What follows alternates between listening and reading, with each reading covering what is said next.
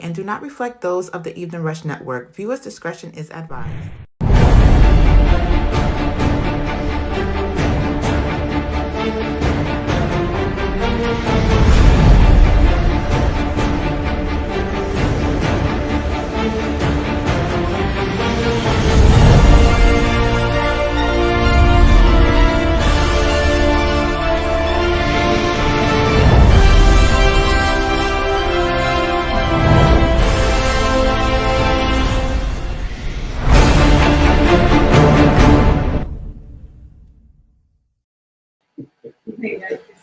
Hey, good evening, yo.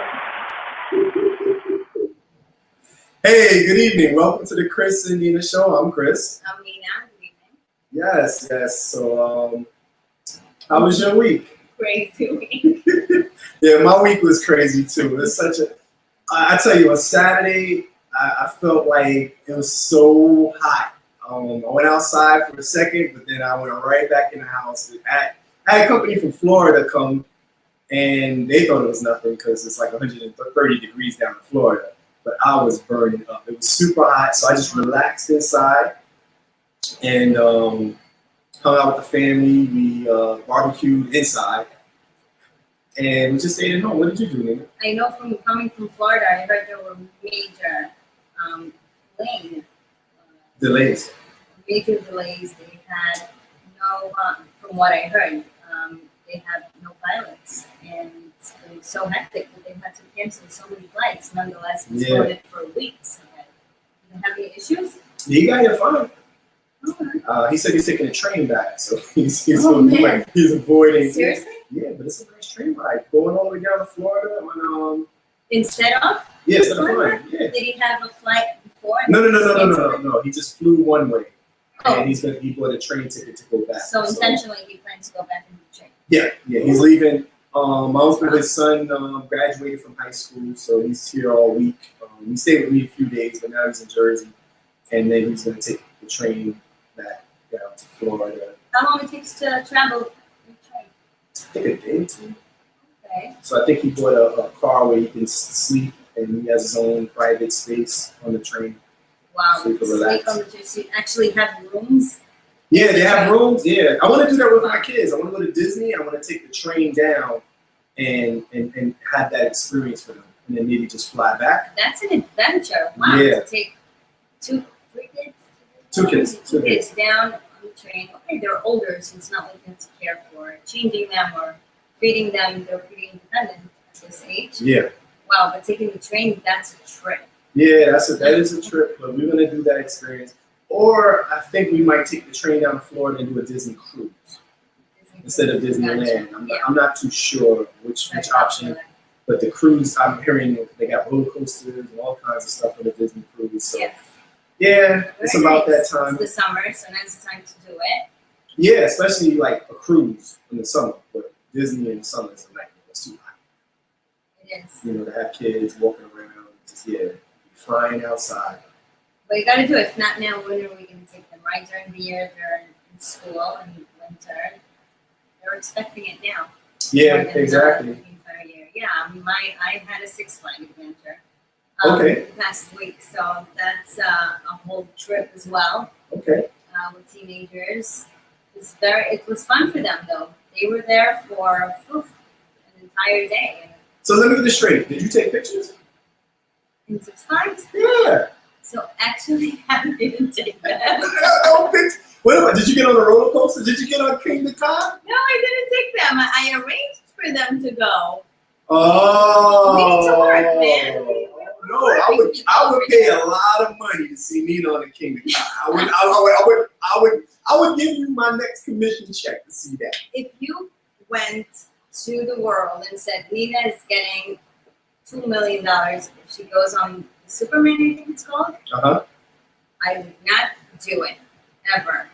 If there's something I can do, and I'm jealous. I'm jealous of my teenager just going all over the rides, and she probably hears this now. But I am. I really want to feel that relief for a second. Your heart stopping for moments or minutes. I don't know, but no, I can't take. No, my heart wouldn't stand it. I wish I did. I really wish. You know what? If there was a therapy for this, I would actually take it. So you have a fear of heights? Yes, I do. I do too, but roller coasters are just so the adrenaline, the feeling to be on top, like on top of the world.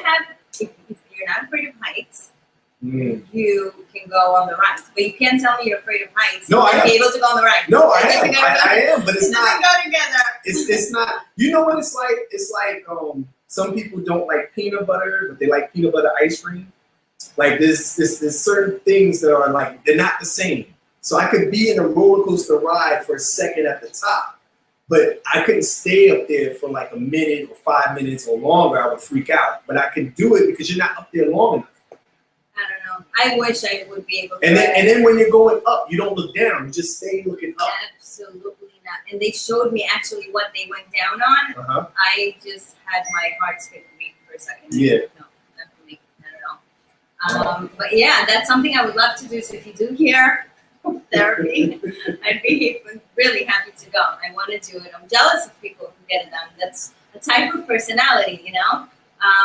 You have to be really strong, not even physically. It's like your inner organs are just flying out of your body and waiting for you to be back on the ground. But you feel it. You feel so alive, the adrenaline, the blood flow, the rush, the thrill. And then when you're going down, it's just, your body just drops and it's just, the blood just flows and it's just, No, not for me. Enjoy, whoever loves it, continue doing it and enjoy for me too. No, not for me. No. So when you go to, when's the last time you went to a music park? It was a year ago when she turned 12. Okay. I took them. I stood there with my nephew. He came from Israel. So we went there, and then it started pouring. I had to look for the, rain covers. Yeah. And mind you, I took her for her birthday, so I had to travel with the entire class. God bless them. So you're there with so many teenagers, and you have to care for all of them. So I was running, looking for the rain covers, and I got everyone, and then they were enjoying it, kids. Yeah. But I was suffering. My hair was so wet and it ripped, and I had to sew it together and go and buy a new one. And it finished because it was later in the day. It was an adventure, I guess. It was fun. I'm happy I did because they made me go on one little baby one. I went on the baby ride. I enjoyed it. I'm not gonna lie, but it wasn't that scary. So I had fun. But yeah, I was there to answer your question. Well, I love that. I love indoor water parks as well. We slide down, water slides. Yeah, indoor water parks is really great, no matter what the weather is outside. Yeah, I love that, especially with my kids. It's just, as they get bigger, now they can ride roller coasters or baby roller coasters. So it's always fun experiencing that with them. But then indoor water parks, I'm not blaming, any hotel or any stuff for it. I just feel like closed spaces like that has so much humidity. I see it as so many germs. Yes, I know it's filled with chlorox and chlorine and everything. It's just something that I look at different. I don't know, maybe coming from. Yeah, but this was pre-COVID, by the way. Everything, I haven't done. I think no, but it's open now too. No, I know we haven't experienced that. I haven't experienced that since COVID, so I look forward to one day getting back. But last week we spoke about protecting your legacy and when you make your investments to support your family if anything happens to you, to make sure you put in your will and document who's going to take over your estate and there was an article about the actor from Black Panther. I forgot the lead actor from Black Panther. He passed away. May he rest in peace. From cancer, and he did not have a will. He did not have his estate plan. And the government, Chadwick Boseman, that's what his name is. Sorry, excuse me. Yeah. Chadwick Boseman. He did not have his estate plan, and the government made more money off his estate than what his family got. That's ridiculous. Yeah, it's very sad. And I'm just like, it's so, but it is challenging dealing with someone when you're fighting an illness and transitioning. Yeah. But I don't know, someone That's why we're here to advise you so that you can protect your loved ones, because we don't know what's going to happen for tomorrow. So if you guys out there, you're buying real estate or you own real estate or you're planning to own real estate, protect yourself before, during, and after. The work never stops. You never stop protecting your assets. You never stop protecting yourself while you buy your assets, because you don't want to be giving free money away, and that's what can happen. So that was what I noticed. I was reading an article this week after last week's podcast. Work-wise, how was your week? It was good, very productive. Still end of the month, everyone is trying to close their files, so it's pretty hectic. And it's funny that I mentioned last time about the traffic tickets. I got pulled over this week. Oh, wow. Yeah, I got pulled over, and I'm like, oh my goodness, I just opened up my eye on myself, So I got pulled over and I got a ticket. So that was for what, speeding? I sort of was there. All right. Anyway, moving along. Yeah, that shouldn't be in public records to show us people may, take it as an example. Not a good thing to say. But I did get pulled over. Well, it wasn't my fault. Though, important to mention. Not guilty. It's never the fault. Anyway, so. Yes. This week, it's interesting. We're talking commercial. We're going to talk everything real estate. But I've been working with a new client, and we were looking at commercial real estate. And pretty much commercial real estate is anything with 5 units or more. You can have a 3-family or a 3-family with a storefront, and that's called a mixed use. It's not necessarily commercial, even though it has a commercial storefront attached to it. But basically, a 5-unit or more is considered commercial real estate. And it's amazing because some of the things we see, there's some buildings in Brooklyn that I never really, you look up and you realize you're seeing a new condo building, you're seeing, and it's like in the blink of an eye, all these new constructions, and they're like condo or co-ops. You have new hotels, and the biggest thing I see too is a lot of storage units, a lot of storage facilities across the city. But you can, it's amazing what you can do, what people do when they pick up like an old hotel or an old like 24-unit building, and the next thing you know, it's a condo. Or sometimes what they do is like some hotels are half hotels, and then parts of the hotels they sell out as condos. Yeah, so commercial real estate is very. Have you dealt a lot with commercial? Yeah, I've had multiple units sold several times last week. In the past year. That was 1 week. Yeah. No wonder you didn't go to Great Every Adventures. day. You were having a Great Adventure. Multiple units or mixed-use properties are overall very profitable if you run it right. Of course, we have the right management, and you're very organized. Now, of course, in hiring the right team of people. Yes. And I was actually very sad to learn that quite a lot of hotels in the New York area are in foreclosure, and in serious foreclosure. And ones that are showing very long history where they were trying to come to terms, and now they're not. And it's getting really escalated towards the end of the process where banks and financial institutions could actually take over those hotels. And again, not to mention names, but pretty big hotels that locally are known around Brooklyn, Long Island, some in Queens. So it's very surprising to learn. Do you think that Airbnb has something to do with it? You know what? If it had something to do with it, it wouldn't have escalated this long because Airbnb was on and going until restrictions came on. Yes. So it's been a little bit since Airbnb wasn't legal.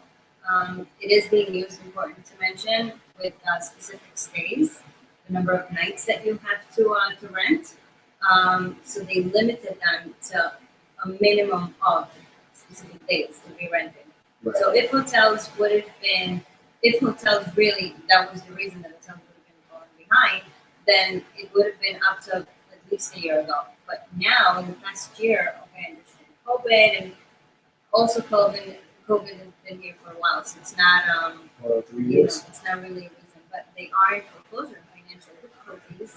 Um, it's sad to see, but a lot of other businesses are doing well, where you can see, okay, so this hotel is doing very well, high standards. So what goes wrong? Again, it's the management, it's the teams, people who are involved. It's really a system that has to be oiled constantly, and make sure that they do it right, or else it's easy to fall. So what do you think, like if a new agent is coming into the real estate, field, getting into commercial real estate, being that we have these foreclosures, is now a great time to get started and get out there canvassing and maybe getting these listings? So commercial real estate is a lot of knowledge, like math, follow-ups, paperwork, just a lot of due diligence that you have to know how to run in your head. So if you have the income and the operating agreements of all this, they know how to.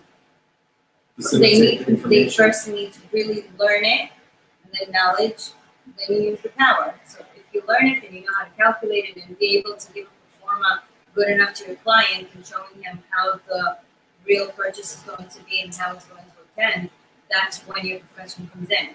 So the more you learn and just be with people who are knowledgeable, always surround yourself with a team of people who are not, could be higher than you, but wherever you want to go, you want to be able to be with those who know, to teach you, and to actually experience it rather than just learn it in books. So experience really is the best way to go. Have you ever closed a hotel?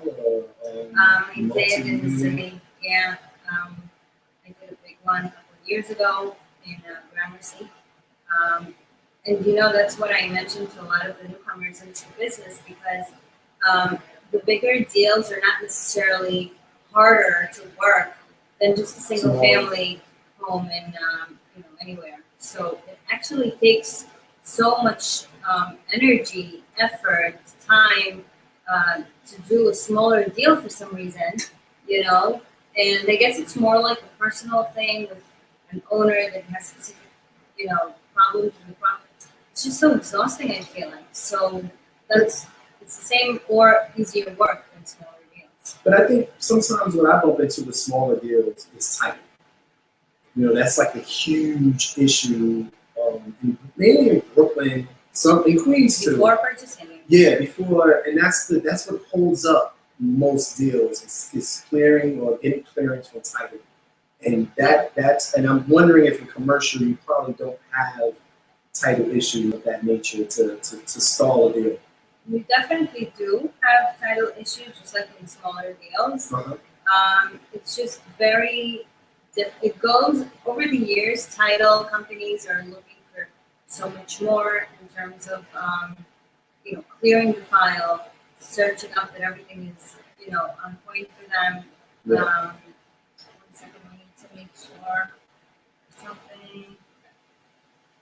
Okay. So title companies over time get in trouble, so they want to ensure that they are actually looking and ensuring that there are no hidden issues, problems, leaks, or something that may come up in the future. Although there are still, in our time, 2022, where title companies close and then issues still come up that they didn't know about. Not that they didn't, research. It's very complicated, but there are sometimes things that we can control. It's unfortunate to the one insuring you, the title company. And when they file a claim, the insurances gets higher, the reputation. So title companies I'm not jealous of them. It's really hard work. Yeah, it's a lot. Appreciating all the title companies. Now, when you close most of the closings you have for 5-0 Realty, do you bump into the same title companies or? Oh yeah, all the time.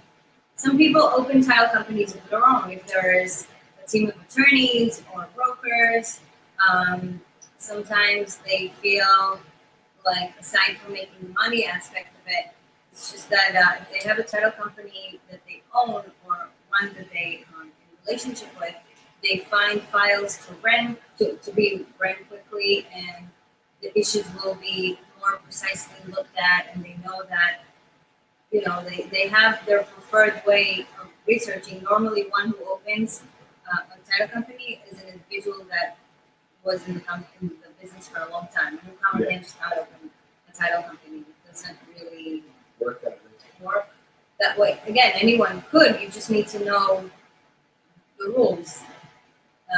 But title companies, they have underwriters above them. They're really, think about it, the servicer and the investor of the loan of any mortgage. So title companies are the company they service between the client and the underwriter above them, the ones who holds whether or not they're going to approve, insure the client for the purchase.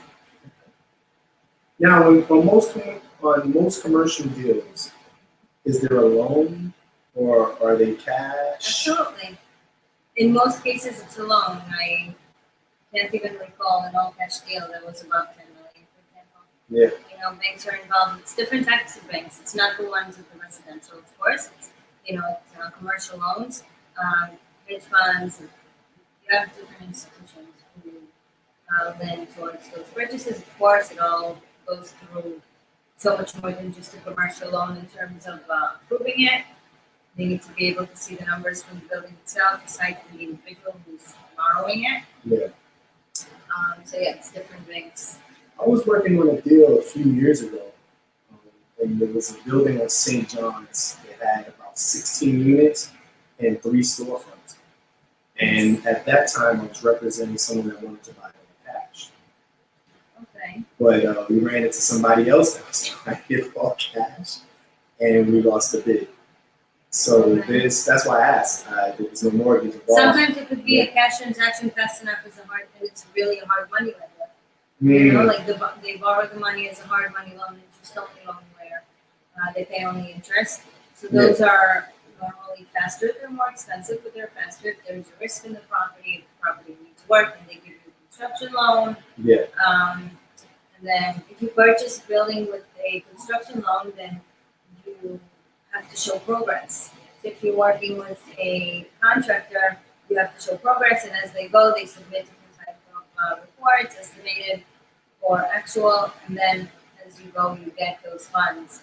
They don't just give you the entire construction loan.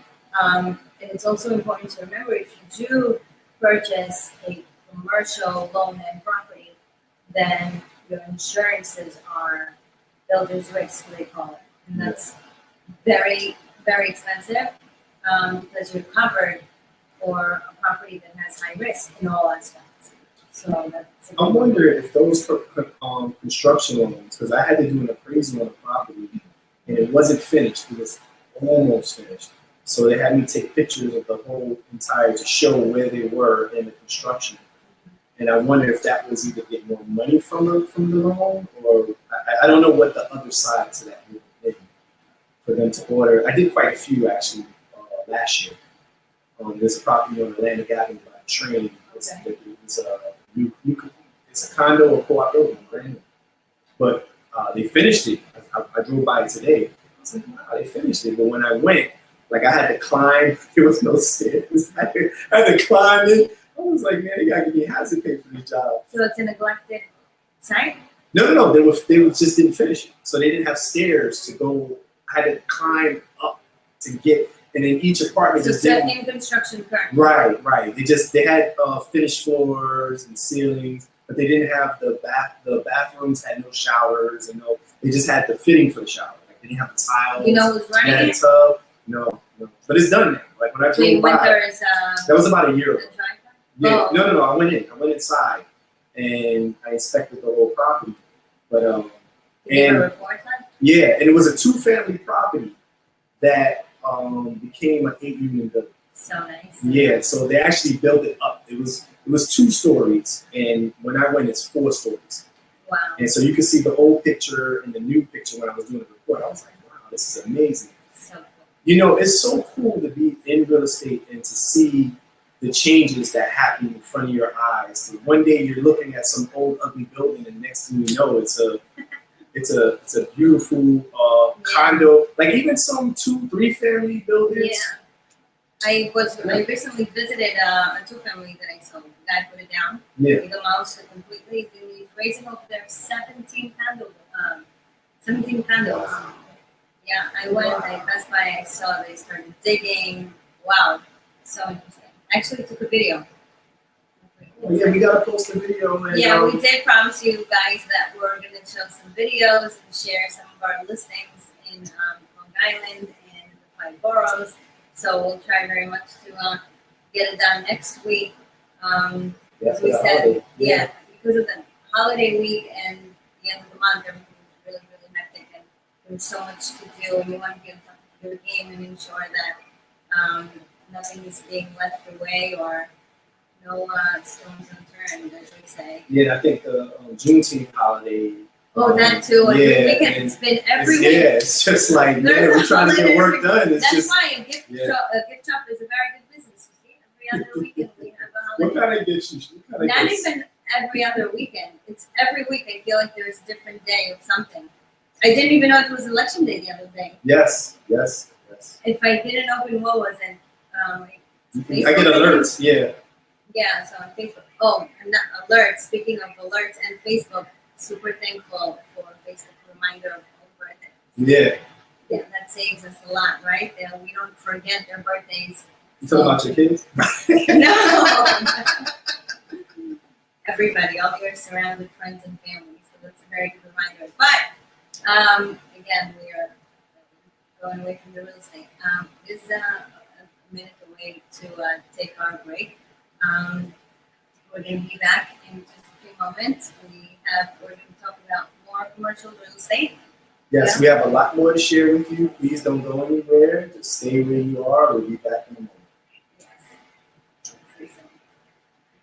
That moment's happening anytime now. Yes. And he says on the sign, he's writing to us, so we're going on to a break. So stay tuned. And aside from that, someone just brought us a liquor bottle over there. That's nice of them. Okay, thank you very much over there. So you guys can take a shot with us when we're back. It's now. Looking to podcast shows and do not know where to start? The Evening Rush Network can help you with that. Call us at 929-441-2417 or email us at theeveningrushnetwork@gmail.com for dates and prices. We got you for all your podcast needs. The Evening Rush Network. Tune in, subscribe, and share.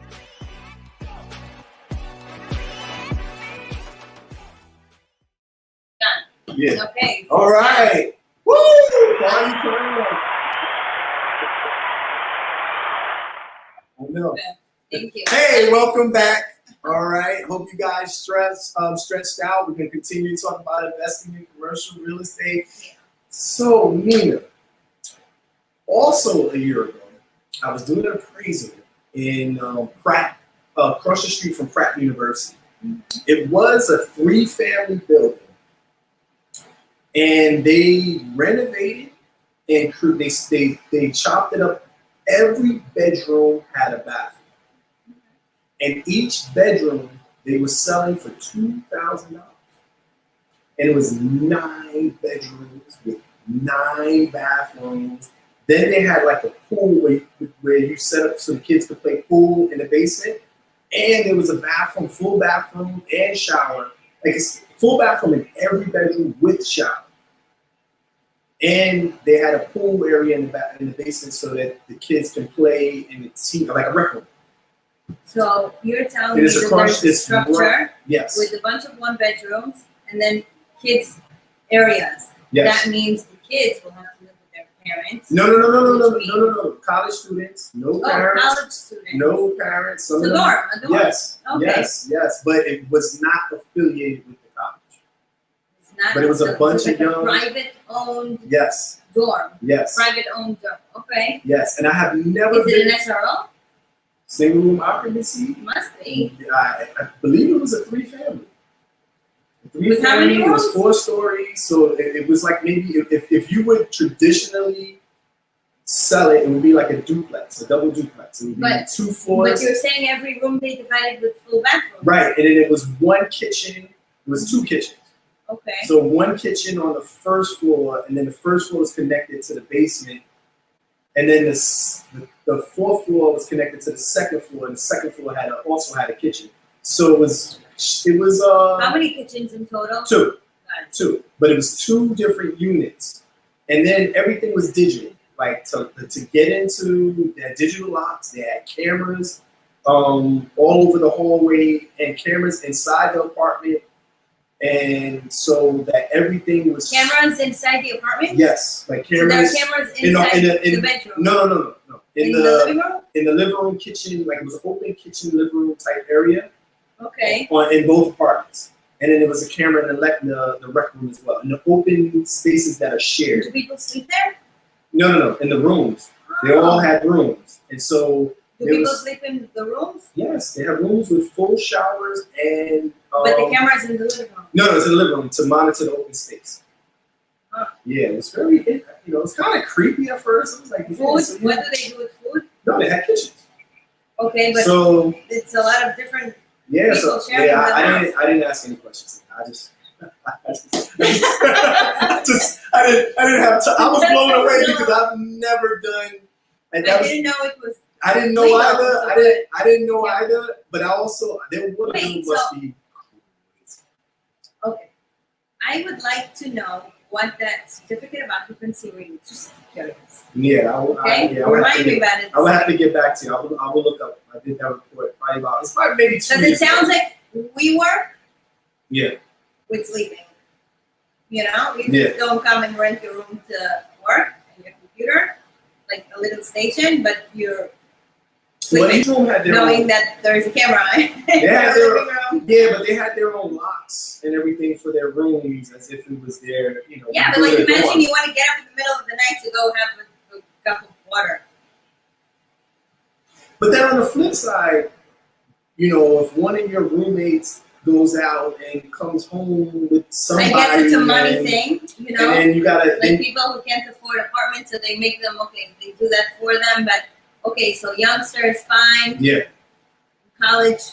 Yeah, that's what I said. They were all college. They were all young, and I think the cameras are for their protection. Like I think that when you're dealing with young folks and they talk, but young folks don't.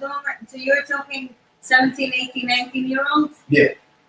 Not 17, but it was like 18, 19, Why, 17 20. You can go to college. No, you can. I didn't see that. They didn't look that young. But I went to college. But 17 are going kids. to 18, yeah. Well, Like 18 is a kid. Yeah, I mean, they were all students. So I could see the cameras being there for security purposes. How much they pay, Like I said, about $225, like $2,000 and up. Per room? Per room. Okay, let's do it. Yeah, I was wow, find the place. And they were using. I was doing the appraisal for that property. We're using it. So why appraisal? Do they have a bank against the property? No. Oh, so it's like the private owner must be running it to rent it out. I spoke to the owner, and what he was telling me, he was using this property for collateral for a larger deal. He just didn't tell me what the larger deal was. But that's why they needed the appraisal. They needed to get the value. It wasn't just that property. I was on that property, but there were other properties. So it was a grouping of properties that he was using for some larger deal. Okay, I'm also dealing with a lot of investment group sales. We have a lot of investment group sales, come together, young companies, startup type of thing. Yeah. Where they get together with some investors, not even investors, sometimes just young individuals in their even 20s, 20s, 30s, 40s and up, where they put together a fund. They, an attorney normally puts that together. And that's an investment group. And then they show what they've done. They show their portfolio. In New York, I work with a couple of individuals, so that's a very big thing to invest in because they ensure that you have a good cap, that you get the most out of your property, rental, income, ensure that the money, cost and everything works. It's a very big business nowadays. Yeah, I've done 8 appraisals in one day for an investment group, and they had some amazing buildings. One building had a pool, and it was downtown by Dumbo. They had a pool in the brownstone in the basement. And but then there was one building in Bushwick that wasn't as nice, but it was being rented. It was probably the smallest building, but they were also gearing up to to put together a book of their investments to show value for something else. I don't know what. Yeah. But I was dealing with someone else who worked with the company as well. But it was very interesting. It was a lot of nice buildings. And one of their and everything was single family, and it was also people renting rooms, and the rooms were humongous for Brooklyn. I was like, wow. And then they had somebody move from San Francisco, and he rented their whole building. Wow. Oh yeah. So like it was like it might have been like he's paying like $10,000 a month. How many months? I think he has it for the year or 2 years. Wow, that's nice. So yeah, he rented the whole entire. Wow. So it was and then I assume because the way it was set up, he has his office as the basement, so he's working out of the house. Oh, okay. And Nice. but also we still I guess we were coming out of COVID. So people were still working from home, and he had the whole building, but he was also working from home. So he was running his whole operation out of that building. Yeah. Nice. Yeah. Wow. That's a lot of people do that. That's why everyone's looking for a warehouse. Very big business now, the warehouse. Everyone's looking to rent them because they can buy them. Of course, it's very expensive now, but it's very, very wanted. Yeah, I have a friend who has a shirt business that she creates T-shirts and does designs and does. So she's looking to buy another house, and then she's going to use the house she's in now to print out and just create. Like now she's working like she has the whole system in the basement, but she's going to use the whole entire house because her business is booming. And so she's going to get another house so that she can have more space to work with her business. People being very creative with commercial business or doing. Sometimes you can have a residential property and then make changes and create your own commercial property from what you have already. You can be creative. Sometimes you could take something and then get an architect and create designs and create an extension, or like I said, the guy they built up. So it was 2 stories. It became 4 stories. And then not only become 4 stories, they extended back. So the building became larger. So now it's a condo building. You would never, like if I didn't show, I don't have the pictures, but if you see the pictures, you'd be like, wow, that was a house. And now it's a. I love it. Yeah, that's what I love about real estate, the changes and how something old can become new and brought back to life.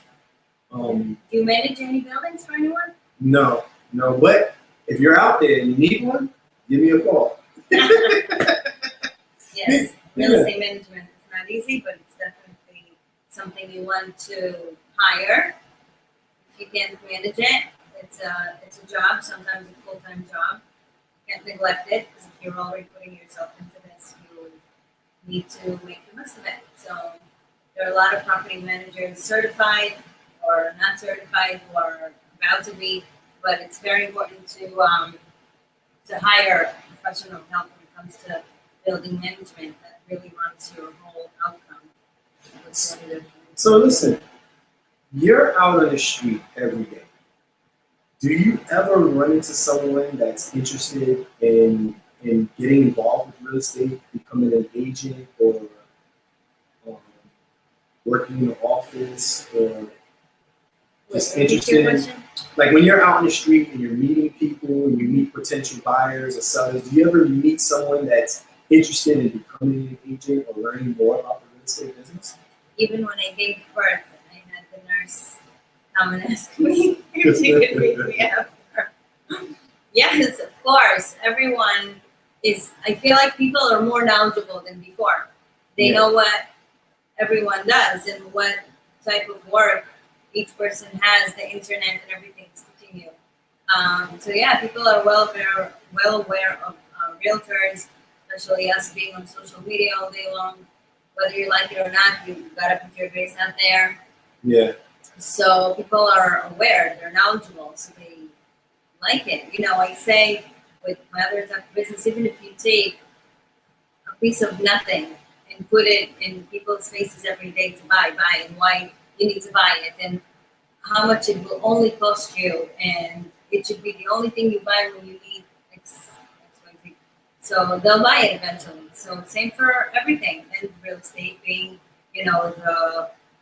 the career of everyday life. You could go to between a family member to go to a different state. If you always run into homeowners and people who own things, so you're knowledgeable and they want to become all the time. Yeah, they want to learn. The only thing is coming into the business, if you don't know about it and you come from nothing, if you know you're going into real estate, again, so the same thing for any other business.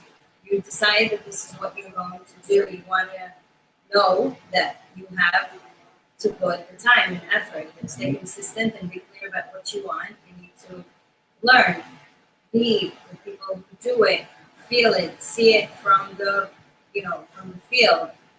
Be there, do it. I know some people have 9 to 5 jobs and they want to still be able to do it. So I met, actually in the past week, about 3 young individuals who have a stable job, 9 to 5. They don't want to lose their day-to-day salary, which they totally get. I told them, I don't need you in the morning. Stay where you are. Obviously, there's so much to do for us, but a newcomer should stay in their job at least until they start, making a couple of deals and then secure themselves knowledge-wise and, work-wise little enough to be able to do both before you completely leave your 9 to 5. So you want to learn it and I guess be an extreme like me. Put all of you to it until you know for sure that you're ready to move on to the next step and become a realtor, because it's not easy. They were showing, the pool that has the waves. Yeah. In some, maybe it's probably in that place that you were saying, the indoor water place. Water park. Yeah. So you have the pool where as soon as it starts, they show people just flying off of it. So I saw an ad, something funny this week, the life of a newcomer realtor, and stuff like that. And they came in, they flew out. It's very easy to get misguided. Overall, it's hard to get used to something new. So for you to stay in the loop and keep wanting it and believe in it, you need to experience it and be through it all, the good and the bad. And finally, someone that we have in the company, she's been with us for at least 2 years, and she was working so hard. And I said I was helping her during that time. And finally, deal after deal that we put together, it's so much fun all of a sudden to have everything, outcome out of everything you've done.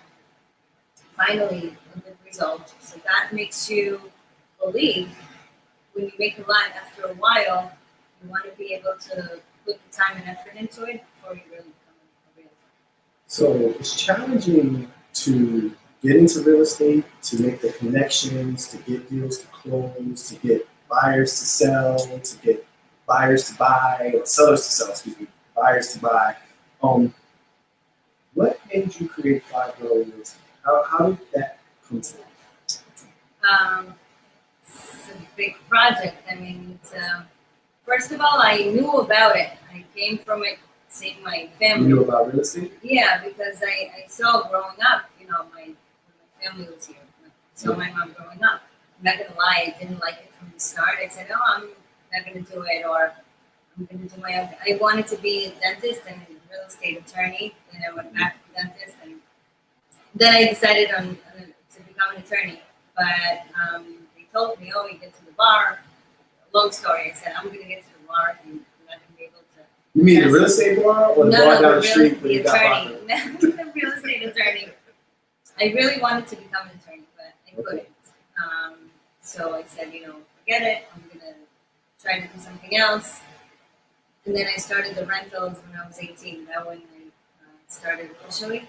In 2004 that was. Started doing rentals, and eventually life just so much happened until I got to Ziporh Realty. I was So yeah. you got your real estate sales agent first, or did you go straight to getting your broker license? So you need to be a salesperson. You have to be able to close several deals. You have points when you file for your brokerage, and then commercial and residential. It's different, right? Yeah. So you need to start from somewhere. So yes, first you become an agent before you become a broker. Even if you become a broker, you stay as an agent. I'm an agent. Yeah. You know, I work all the time. I'm in the streets and I work. I'm an agent. Yes, I'm a broker helping other people and working with banks and everything because I built my plan to do it. And you do what you good at or like your day-to-day stuff. And at the same time, you build projects. Not literally, you know, planning plans. But yeah, it's a lot. Becoming a salesperson, it's not easy. It takes time. And then if you're ready to take it to another direction and do your thing and know that you have time to control and guide and teach and be there for and help and fix things to close, then you know you can be a broker. But if you want to like be just doing your thing, it's like you're 9 to 5. You say, okay, I'm going to go. I don't need to worry about having my own place and insurance and payroll and rental. And it's a lot. It's not easy to be one because you always need to be there for everyone. And you put yourself last because first you have to fix everything. It's like having a family. Yes. You come home, you're hungry, and the babies are hungry or kids, whatever. They have to eat You first. feed them, you fix everyone first, and then you go get ready. Same, you know, my mom always told me, when it's time to go out with the kids, if you have some type of occasion, get the kids ready, get them done first, then do you. It's exactly the same thing. So when did the vision hit you for Fireborough? Like, let's talk about it. When did the name come first, or what was there a defining moment that you was like, Fireborough Realty, this is it? So Fireborough Realty, so I have other realties as well, but the Fireborough one came, I write, you know, I'm religious and I'm a big believer, so everything I ask my rabbi, especially when it comes to names, we have all the numbers and we calculate. So I was working actually with him on a couple of names that actually my husband came up with. So we had a few, and then that was really a powerful one, and we got that.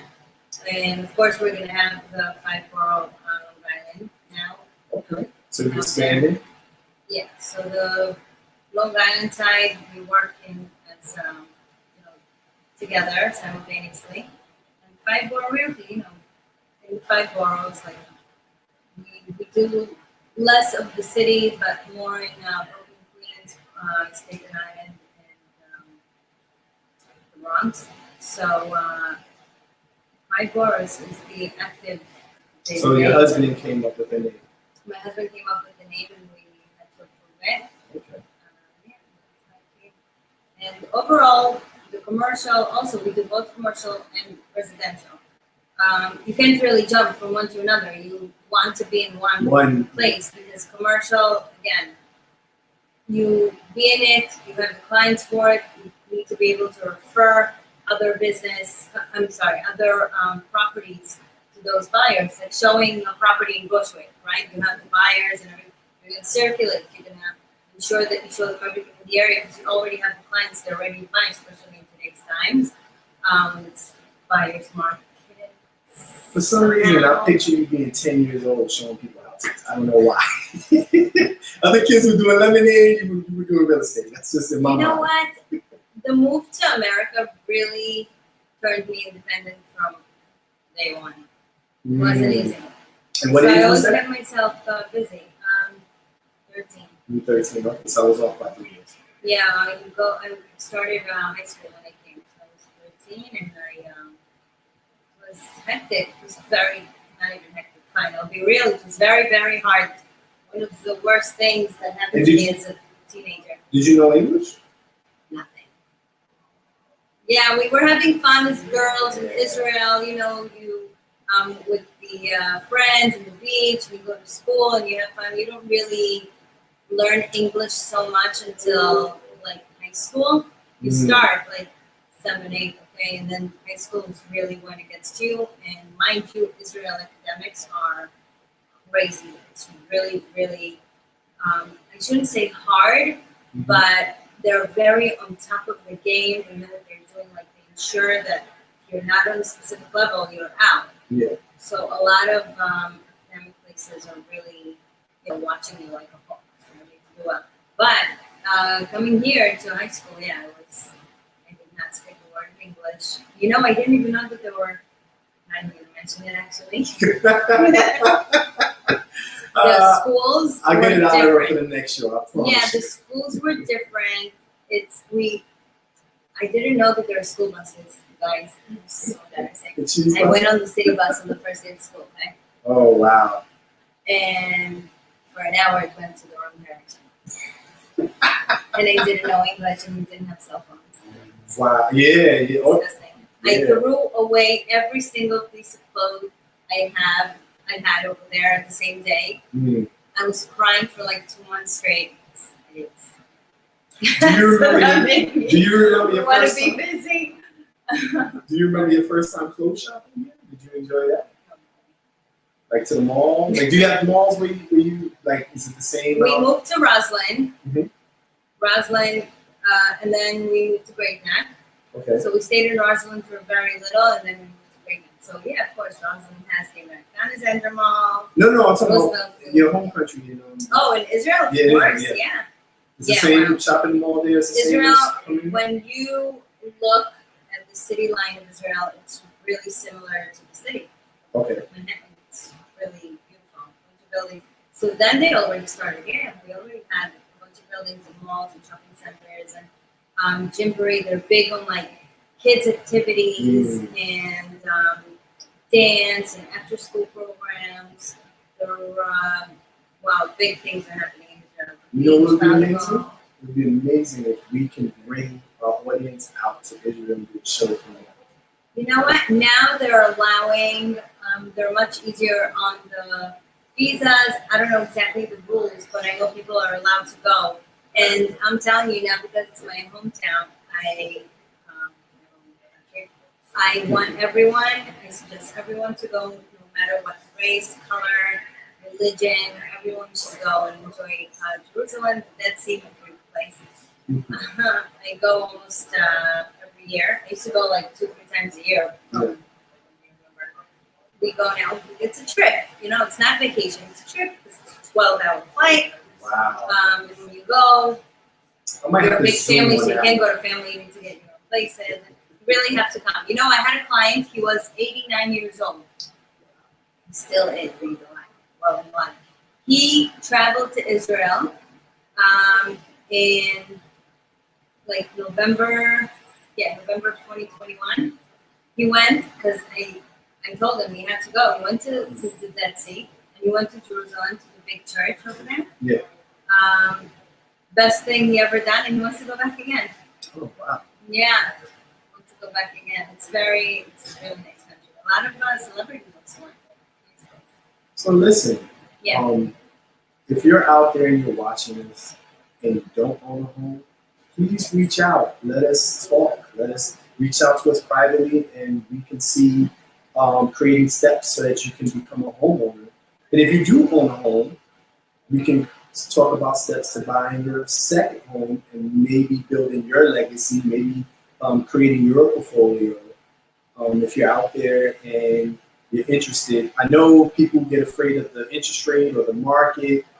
There's pros and cons in every market, so don't let that deter you from what you want to do. Like when you started, you started as an agent and you became a broker and you bought your company, and now you're going to be in different. You're already in different boroughs, but it just starts with what out there? What do you want to do with your life? Where do you want to be? Where do you want to raise your family? Or where do you want to move your family? Owning real estate, it's awesome. There's flexibility that you don't get when you're paying rent. So, and also if you're interested in working in the business or getting started in the business, we could also help you with a 502 if you're interested in coming to the other side of things. And then you could also sell your own house and buy your own, work on your own deals. It's just so much flexibility. Use your equity. Yes. To buy commercial. To buy commercial. Also, you don't need to, there's the burn method. There's so many different ways that you may not need to tap into your equity. Right. So there's just so many different possibilities, and we are here every week to share our stories, to share our experiences, and hopefully we get a chance to meet you or you call and talk. And what's the number for Fibro Realty? You can simply put it in Google, the number Fibro Realty, or 855-305, and then the word deal. And easy to remember, 2235. It's also on our bio page on Instagram.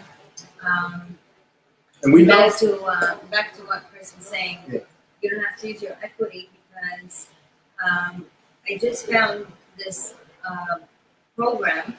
It's a finance type of program where they make you attend a couple of sessions, and then they give you the options of financing. Sometimes 100%. So if that's something you're interested, also we can give you more information. It's not something that we do. We just find easy ways to be able to purchase properties, and not all the time you have to come out of pocket so much. Yes. Especially first-time home. Yes, you still need your credit. And especially if you're a first-time home buyer, there's a lot of opportunities for you not to have to come out so much with your down payment. And they don't hit you in the head. They don't beat you in the head with the huge monthly payment as well. It's still reasonable once you close, so you don't just sometimes when you don't pay a down payment, then your monthly payment skyrockets. But when you sign up for these programs, was it NACA? NACA's one of them? One of them, yes. Yeah. We have also two, three very competitor bankers. They shop for you, and they ensure that you're getting the right best deal, I guess. They compare it with all the banks. We don't personally do mortgages, but I like to see happy clients that gets really good results where they don't always have to put so much down. And sometimes sellers are in a rush to sell where they'll even give you a seller finance, when the seller holds funds, you don't have to use it. And you don't have to pay up right at the time of the closing. Yes. They give you over a period of time to pay back that mortgage that the seller holds in return for the property. So you many different.